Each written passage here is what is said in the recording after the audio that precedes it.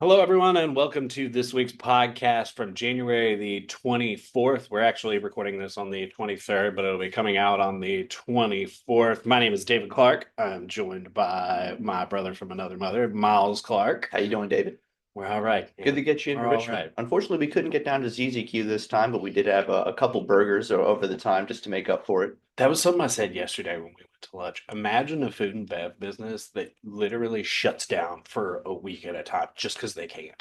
Yeah. Like, it's wild. Yeah, for those of you who aren't lucky enough to be anywhere on the Eastern Seaboard that you would go and drive for this ZZQ, it is the best barbecue. If you're a frequent listener of our podcast, you'll sometimes see myself or one of the other you sometimes David will Mhm. sit in here and you'll see the stomach just gouging out after Distended a little ZZQ. bit. Yeah. But talk about extended. Look at this transition, seamless transition. Talk about extended. Markets extended over the last They week. did show some They improvement. did show So some improvement. We look at the kind of the names we typically look at over the last week. Pretty green across the board. Green like my drink, some might I say. know that looks like Hulk juice I to know if me. I start transforming here in just a little bit, you'll know kind of the Miles reason. Yeah. mad. It's slam. It's like the podcast. Anyways, I'm way off one today, but obviously markets are doing well. And we were talking before, it doesn't feel like we're at all-time highs, right? Like we've been talking about over the course of the last, January so far, participation. We'll talk about it more in just a minute, but participation's improved, but it's definitely off of where we were in 2024. So participation's, off highs, but markets are at all-time highs. Interesting, right? Right. Well, and I mean, some of it's the culprits that we've grown familiar with in Right. terms of a lot of the large cap names that have improved. I mean, you could even look at some of the Magnificent Seven names. There's been improvement there, though I think some of them are deteriorating today specifically. But generally speaking, there's been a lot of positive action there, especially within that large cap space.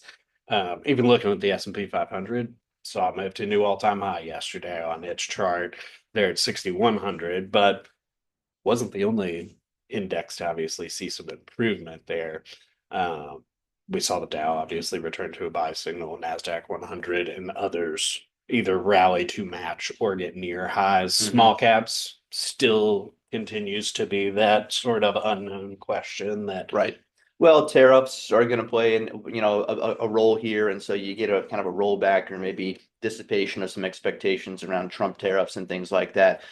Possibly expectations for rates coming down. Rates going down is going to mean kind of a tailwind for these growthier focused areas that rely on cheap capital, like the small cap space in general. So that could be something that's in play. Of course, that's kind of a third order or second order effect for some but of that stuff, but but. even then, your lining up of all those things are the reason that it feels strange that we're at all-time highs. Right. Like there's enough there questionable around uncertainty that it's like it doesn't feel we should be doing this Right. almost. Yeah. But I mean, you look across the board, like you said, not only the S&P 500, the average stock improved quite notably. We look at, our participation indicators, which we've referenced quite frequently over the last couple of podcasts on the decline this week, improving quite notably. The average stock doing really well. Actually, I put something out on Twitter, or our team put something out on Twitter that was, in terms of an outperformance spread for cap weighted proxy SPY versus RSP, an equally weighted proxy. RSP saw its greatest or kind of a 99th percentile outperformance daily spread against SPY, dating back to like 1990. That's a mouthful there, but point being is that this week was really productive for the average stock. So yeah, it's been another strong week. I can't say that enough, right? But strong week for markets. Well, and primarily domestic equities. Yeah. I mean, is where we've seen a lot of the strength. Last week, I know you guys talked about, at least on the podcast, some of that improvement within commodities, but I mean, we still see shakeups going on within domestic equities that are sort of again almost like third order. It's Yeah. it's they're transpiring because things in commodities are going on, and Yeah. energy was one of them. We've seen energy improve, sort of cool off a little bit this week. But I mean, even then, one of the sectors that maybe has gone under the radar for its deterioration, and we were talking about this earlier, is consumer non-cyclical. I Right. mean, Consumer staples and things like now that. sitting in last place in Dolly after, being overtaken by energy and even healthcare. I mean, pretty interesting overall, especially given given that thought we were just talking about, the fact that it feels like there's enough uncertainty or enough questionability left that it doesn't feel like we should be at highs. And maybe we feel like we should see defensive things improving, but I mean, there's a defensive sector that's just continuing to show deterioration. Yeah, and speaking of, we'll throw the chart right now. Thanks, editors, for throwing that up. But it's a relative strength chart between a staples proxy XLP and then a discretionary or cyclical proxy XLY, and we've seen that over the last week move to all-time relative lows. So if you look at it and say, okay, from a relative price perspective, staples is the relatively cheapest it's been according to this specific relationship, that is. But you take a look at this chart, things seem to trend, right? You see a little bit of a head fake in 2020 where you saw staples come into favor, but over the long term, it's got that consistency that you and I typically talk about for things being good, right? Signals leading to more signals, columns leading to signals of that same type, things like that. So this is going to be a tailwind for more growth oriented focused areas, right? Continued preference for the core of the market, technology, consumers, discretionary things along those lines. And this is where momentum, I'm rambling, but this is where momentum really maybe makes itself different than other factors, right? For a lot of people, you would say, well, consumers staples, they're at relative lows all time in terms of their price. This is the time to buy, right? Momentum doesn't do that, which I think is interesting. I'll stop to see if you got any thoughts there because I'm just talking. No, I mean that's very much the interesting part about that is it's sort of that old value based thought Yeah, that when something's super cheap, that's when you should buy it because there's potential for improvement. But I mean, the caveat to that is it can also go to zero.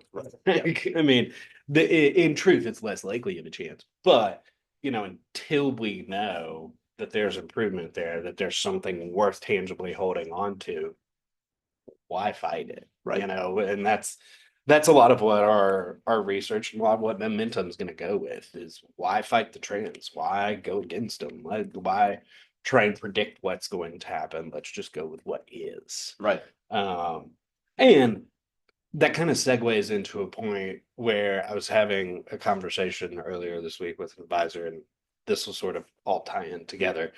So we're obviously looking at participation slightly increasing this week, indices at highs, domestic equity sitting firmly in number one, but there was still hesitation to put money to work. Right. And I mean, that seems to be a common theme, not just this one particular conversation I was having, but it seems there's still just this hesitation around, well, what's going to be the thing that might topple us? And I Right. mean, to be perfectly honest, it feels like there's always somebody out there trying to have that next guess of what's going to be the thing that topples Right. us. Well, there's always the headline, right? I mean, Right. that's what we talk about so Yeah. frequently. There's always that headline that's going to say, sell, Doom and gloom right? is ready to Because it hit. sells, right? I mean, it sells. Are Right. you going to click on, Absolutely. and I fall for it every single time. Are you going to click on the thing that says, oh, the S&P 500 is due for another 8% gain? Or are you going to say the thing, what's going to be the thing that makes the markets go 25% down? I'm going to click. I know which one I'm clicking on, Yeah. right? So, And the irony is many of those articles that people will read, they'll read them 1 second. Obviously, they forget about them the yeah, next day or even sometimes shorter period of time. But the interesting part about that is no one goes back to check to see if that article was right right, or if that headline was right. And we've used it. I know I was talking about earlier. We were in a different conversation about using magazines and headlines and things like that. And more often than not, by the time the news media catches up to it, everything's done. right. It's already over with. And that's not to say that today's environment draws those similarities, but the point of talking about this is to say that with momentum, even though there is that uncertainty abound right now, what is working is domestic equities. That's Right. continued to what's been working for now for going on 3 years. Right.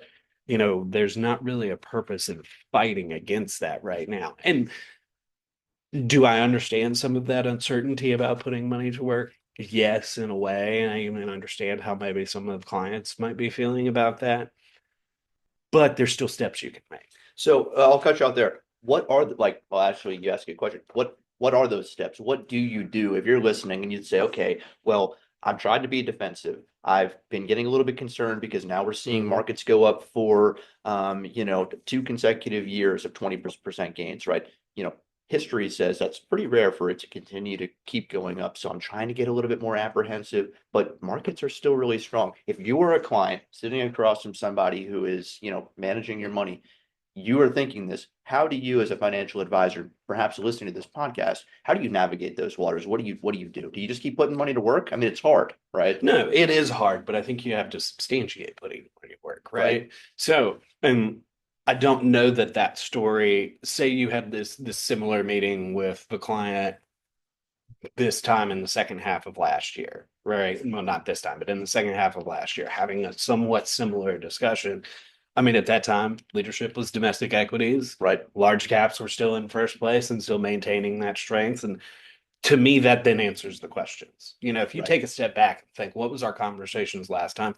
I'm almost going to imagine that in most cases, It's it's the not same. all too Yeah, dissimilar. I it's the mean, same yes, thing. there's going to be variations, but Yeah. I mean, from that asset allocation standpoint, it's going to be pretty similar. Right. It's hard to say to look anywhere else other than domestic equities right now.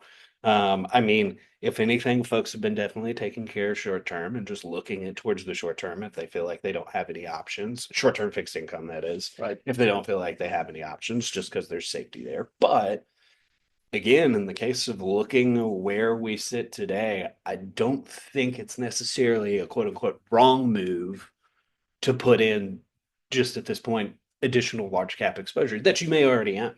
I Right. mean, you don't have Yeah. to bring anything new, but I think this is one of those times that people will look at existing positions. You may see if there's opportunity to add to them, especially if domestic equity driven. And that's how you evaluate potentially where you go to add things. So does it take sort of some making sense of it? Yes. And some people might say, well, if I have to make sense of it, why would I do it at all? Right. I think in some fashion, it's almost convincing yourself that you're maybe a little too worried for outside reasons that have affected you. Because objectively, the at least our leadership remains the same as it was 6 months ago, Right. as it was a year ago. Yeah. So Get the soundbite ready from when we're down 30%. I'll come I back to know this I'll be moment to eating my say. words for sure. But to all that point, right? Momentum is built on this idea that winners keep winning. And to further this conversation about momentum, we have a couple of different indicators which we typically look at, and we've talked about on this podcast before, something called the relative strength spread, which we'll talk about RS spread. This measures essentially the dispersion between a basket of winners, right? So your strong stocks and a basket of losers, right? The ones you want to avoid, the weak stocks. And now when this value is high, that means the spread is high between those two. It's going to be good for momentum and good for markets too in general, as kind of the winners and losers differentiate themselves. When Mhm. that spread is small, that spread, it's the exact opposite is true. That's rough for momentum. Luckily, we come to you today with good news saying that spread reached all-time highs over the course of 2025 so far. This is going to be a significant tailwind again for momentum, which is able to grab onto these prolonged trends. We've talked about it all throughout the call. It's kind of been an underlying theme for us so far of, growth for focused and oriented areas continuing to flex their muscles. And so that's what we're Well, seeing. and in spite of all these Yeah. potential headwinds that seem to be rising up or that seem to be in the uncertainty or driving that uncertainty, they're doing it in spite of Yeah, that's it. true. And No, it's that's all the true. caveat. I Yeah. mean, and that's sort of one of those things that you think back and it's like no matter how smart we are, how smart people have the perception that they are, this is TD's voice in the back of my head. The market's going to do what it wants. Right. And the market will make you look like a really dumb person sometimes. Well, and market can stay, what is it? The market can stay irrational for longer than you can stay solvent, I think is the saying. Exactly. So, Yeah. if you've got this underlying feeling that, oh, markets are up 20% for 2 consecutive years, there's no way it goes up for, a third consecutive year. Well, that may be true, but if you make a big bet through January, February, March, April, May, maybe by June it turns around and you can't stay Mhm. solvent. I'm rambling at this point, but you get the But you've idea. already, and that's part of it is if the trend continues and you're trying to play counter trend, Right. it's hard to tell when the trend ends Yeah, or when good the point. counter That's what I was trend trying to picks say. up. Yeah, yeah, that's Like what I was trying to say. that's part of it is, we're not in the business of predicting. We're in the business of taking what is and applying that to our current environment and situation. And even looking back further to even say, all right, we sort of continue to see domestic equities moving in this direction. Now, I think very feasibly we have the potential to see other asset classes shake up. We've already seen it, Right. Like but commodities, fixed income moved up, things like that. So right, but to knock domestic equities off its high horse right now is going to be significant. It's a tall task. significant. It's a very tall task. Yeah. I think maybe the last thing we've just been kind of going. But I guess the last thing for the podcast today, you got any, earnings related commentary? It's kind of started up, earnings in earnest, Mhm. started up last week with big banks. Love that Jamie and I phrase. talked about it a little Earnings in bit, earnest. but big tech got going. My sector, communication services, Netflix. You've been watching what shows you been watching? Airlines. Anything Well, good? airlines were I was making on Netflix. yeah. You've been watching any good shows? We just started, Gabby and I started Peaky Blinders. Oh, you did? Yeah. No, Peaky Blinders is a very good show. The one I just started, maybe not one that most people will watch, but it's American Primeval. Never heard of it. It's a new one that they just came out with. Netflix? Yeah. Well, maybe that's so good. That's why they're able to justify moving their prices up. But anyways, Netflix moved up higher about 15% on the back of their earnings, strong Mhm. subscriber growth with people not being able to share passwords as much. So all that stuff, you play some of these specific instances, just watch how overbought they are in the near term. A lot of these names on positive earnings can see super strong results, of course, as you would expect as kind of markets adjust and fluctuate. Keep an eye out on old resistance. If bulls really are satisfied with the earnings results, you might get a pullback towards some old resistance on some of these charts, and bulls may look to defend it. So, and it for Netflix specifically could be in kind of the upper 930s or so. That I'm kind of flying blind, but this is maybe the chart I'm looking at in my mind. But 930s look to be a spot for Netflix and things like that. I cut you off on airlines. Well, and those are one of those that Delta reported week before last. Mhm. And then we had United this week. American was a little miss comparatively today, but along those lines of where you were talking about Netflix, United is in that same boat. Right. I mean, there's going to be some of these stocks that you've seen beat earnings, rally to near the top of the training band, or possibly extended territory, slightly extended territory. It's okay to wait for consolidation, Right. or just this pullback. Because I mean, even today, I looked earlier, United's already pulled back, Right. even after yesterday. So it's one of those things that patience Is a virtue. patience, Yeah. patience. Yes. And it's so much easier to say than do. Right. Realize. Oh yes. I mean, listen, you've got a client calling in that's saying, how in the world did we miss Netflix? Right? Like, it's obvious. I watch Netflix every night. How do we miss it? I want to buy it right now. And you sit there and you say, well, why buy it at 1,000 when we can get it at 930? Right. So just be patient with that type of stuff. And of course, once you get that pullback, we're watching support. We're watching the technical attributes. It's a very fine line that we're playing. Because some of the stuff, like I just said, why buy it at 1,000 when you could buy it at 930? That flies in the face of momentum. But it's about finding relevant support levels to watch out for and things like that. We're realistic. We know that there's more in play than just support and resistance for some of these guys. So keep that in mind. I'll give you the closing word if you got anything. None today. Let's hope markets continue to march higher to cap off January here. Yeah, that would be nice. And the January effect, Yeah, right? That would be January, good. yeah. Have a nice little start to our January barometer period. That'd be helpful. But Certainly. we'll, I guess, wrap up here. And thanks for joining, everybody. And stay tuned for next week's podcast. Keep your eyes on the charts.